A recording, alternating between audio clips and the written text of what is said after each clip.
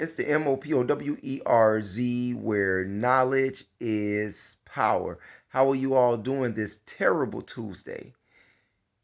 Yes, it's a terrible Tuesday. And if this is your first time watching the MOPOWERZ, I ask that you share this terrible information that I'm about to share with you. Share it with friends, relatives, co-workers, hell, even the guy that's standing at the bus stop waiting to go to work just like yourself. It is a terrific way to jumpstart a conversation with someone that you know or don't know. And today's conversation would be about the tragedy that happened to another black man who is dead at the hand of law enforcement in southern Los Angeles.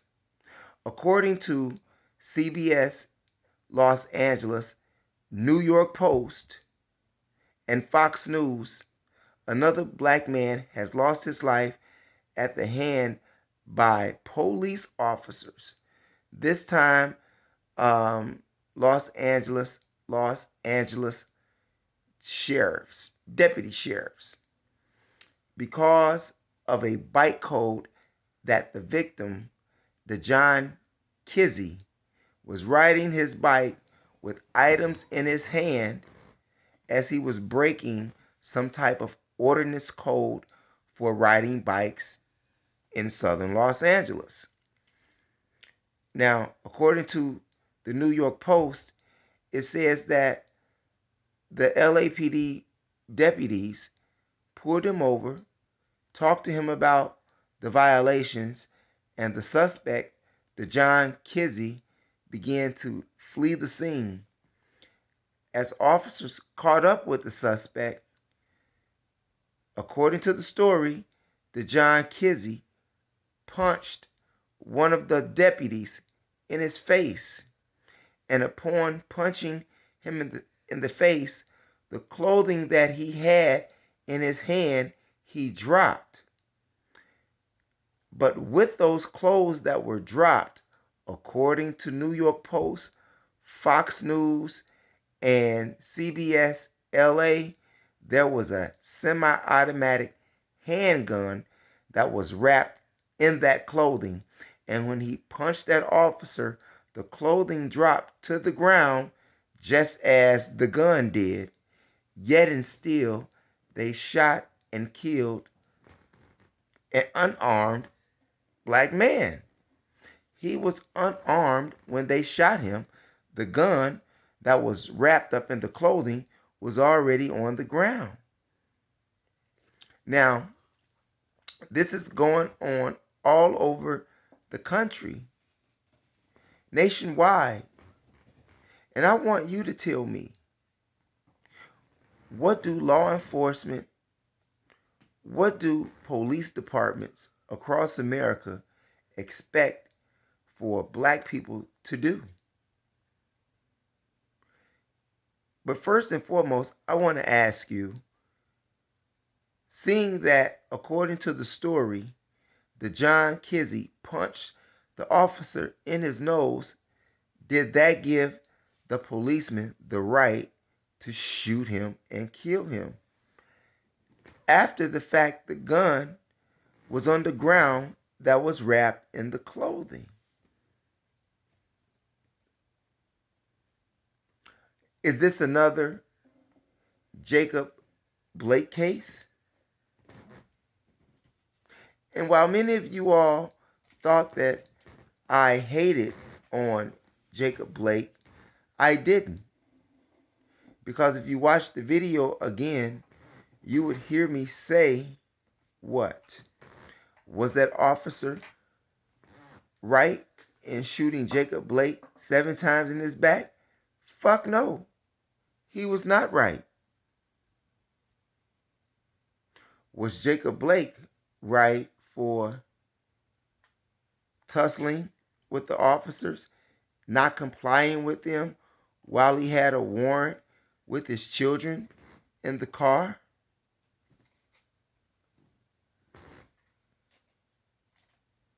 But getting back to this particular subject here, the John Kizzy, the black man who was shot and killed LAPD deputies. And if I'm not mistaken, this is in southern Los Angeles, which is the Compton area. And I did a story about the executioners, the band of police who have gone rogue, whom call themselves the executioners. These executioners are responsible for Dante's, what's the brother name in California? Is Dante Taylor? Not Breonna Taylor. This is Dante. I did the story on the young man, and I spoke about him doing the story that I made about the executioners of the LAPD deputy sheriffs. And according to the Inspector General, Sheriff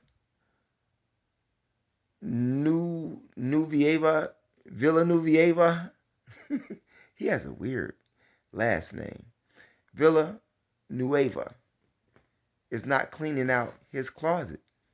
Could it be that he too is part of the executioner gang, which has, according to the reports, is over 50 years old?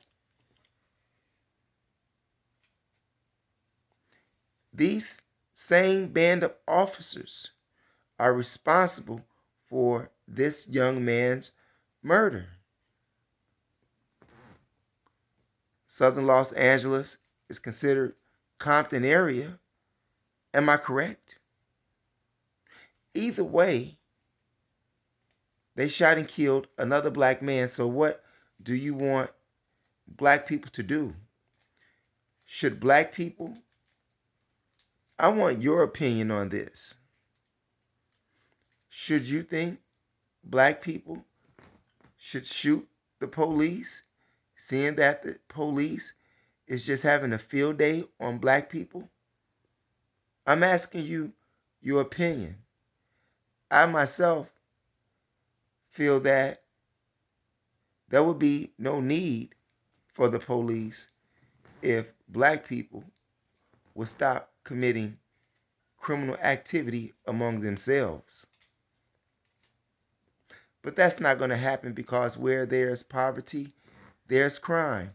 And where there's crime, there's police.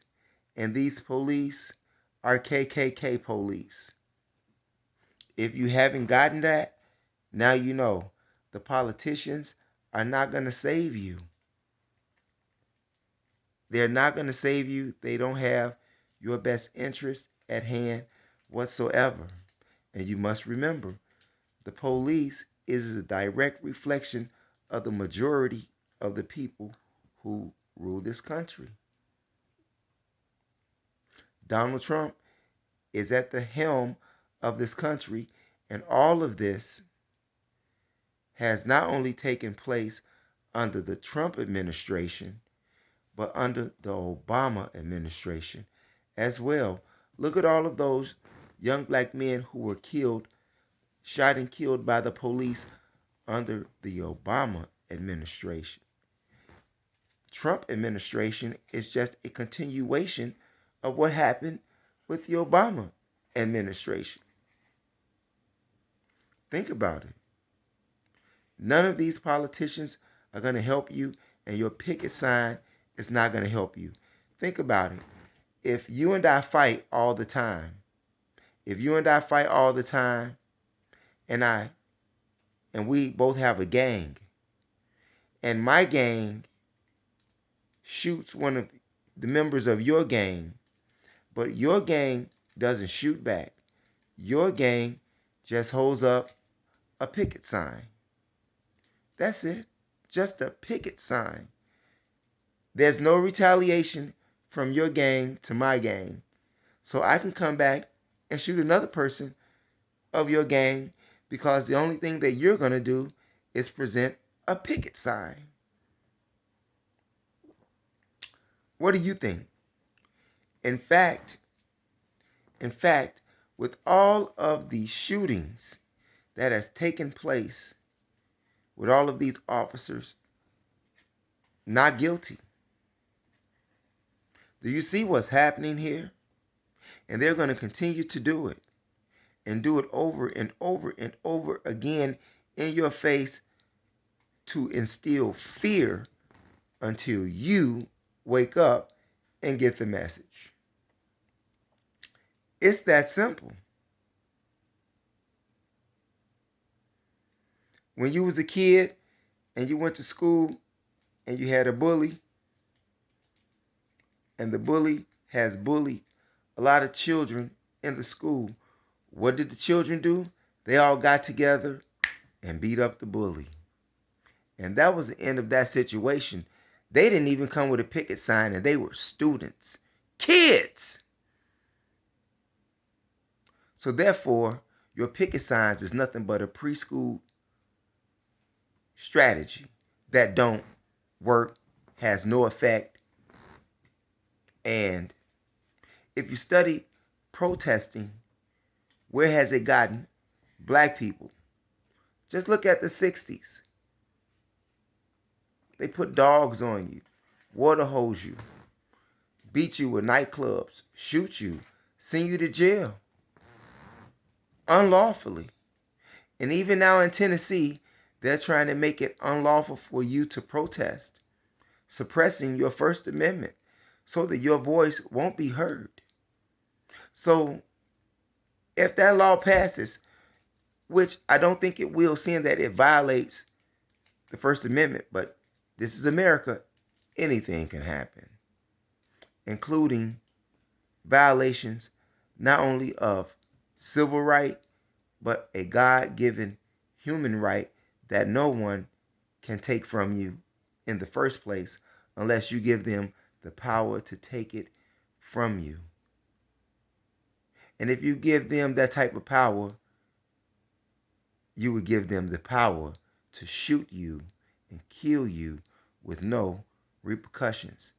Picket signs are over. Tell me, what do you think? Do you think that the police, the LAPD sheriff's deputies, were wrong for killing that black man after he punched them in the nose and the gun was on the ground wrapped up in clothing? What do you think? Should the police be fired? Was the victim, Dejon Kedzie, wrong for punching the police?